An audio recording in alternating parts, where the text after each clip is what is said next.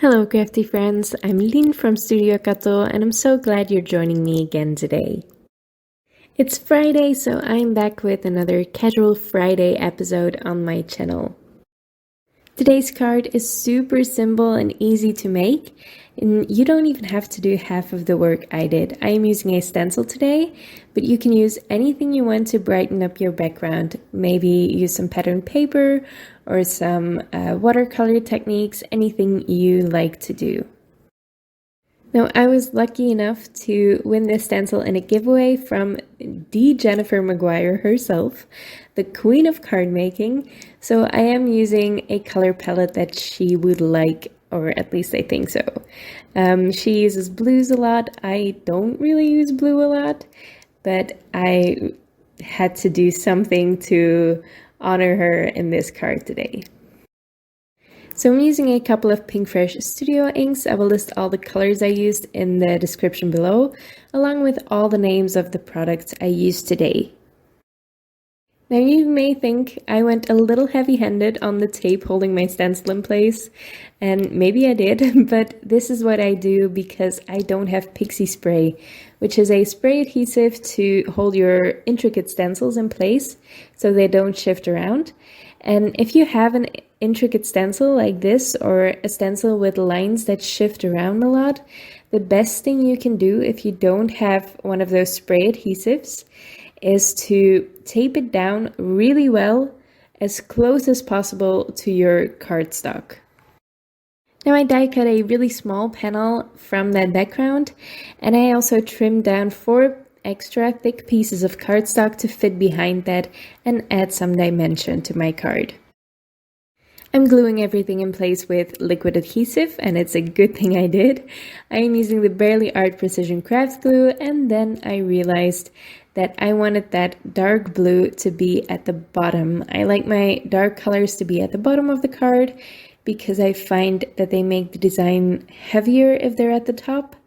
I don't know if that's just in my head, but this is the way I like it, so I just tore off that piece again and I repositioned it, which was only possible because I used liquid glue. Now I cut this large sentiment die by My Favorite Things 3 times out of thick white cardstock, and I'm adding glue to that really quickly. I'm not being too careful with it. I don't care if I put down too much glue because I just pick it up with a scrap piece of paper, which gets rid of all of the excess glue but leaves plenty of glue to make it sticky enough. And that way you just don't have to worry about any glue oozing out of the sides of your die cut. This is the easiest way I found to adhere intricate dies together, stack them together for extra dimension like I'm doing here, or to adhere them on your card. Now, as a 4th and final layer, I added a layer of silver glitter cardstock on top of that, and I wasn't planning on that, but the white didn't stand out enough from my background, I found, because those white lines are quite prominent in the stencil design, so they made it so my white die cut didn't stand out enough, so I put some silver on top, and I'm really glad I did, because who doesn't love a pop of sparkle? And speaking of sparkle, I'm also adding some gems. These are just some nail gems, or gems for nail art. I just got them off of Amazon. They're really cheap. You can of course use any gems you have, but I really like these because they come in a wide variety of sizes and they are super tiny. I really like some super small gems. You can do some really fun stuff with that. And I just like the subtlety of a smaller embellishment. I'm using a jewel picker to arrange those on my card, and then I can use that same jewel picker to pick them up one by one, put a dab of glue underneath them, and drop them down again. A jewel picker is just sticky on one end.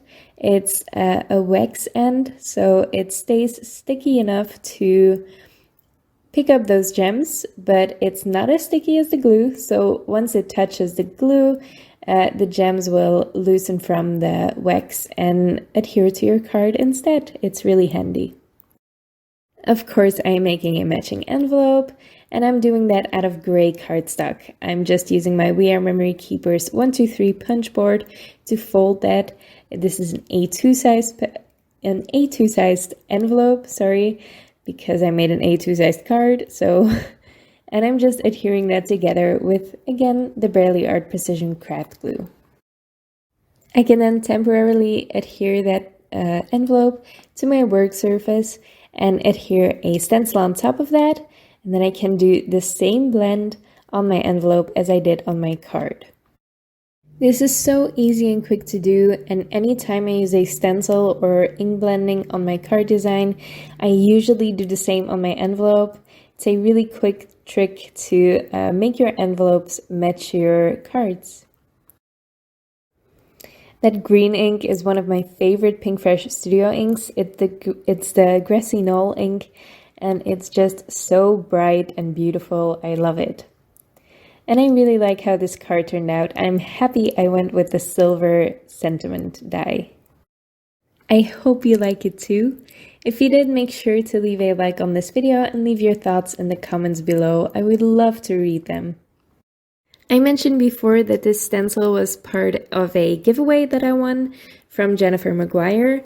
In the description below, I will leave a link to her Facebook group, and every month she has a challenge going on revisiting one of her techniques. If you participate in the challenge, you can win one of these giveaways. It's just a lucky winner. You don't have to make the prettiest card or anything, but it's great fun and it's very inspirational. So I hope you check that out. You can also subscribe to my channel if you want to see more of my videos. Thank you so much for watching, and I'll see you next time.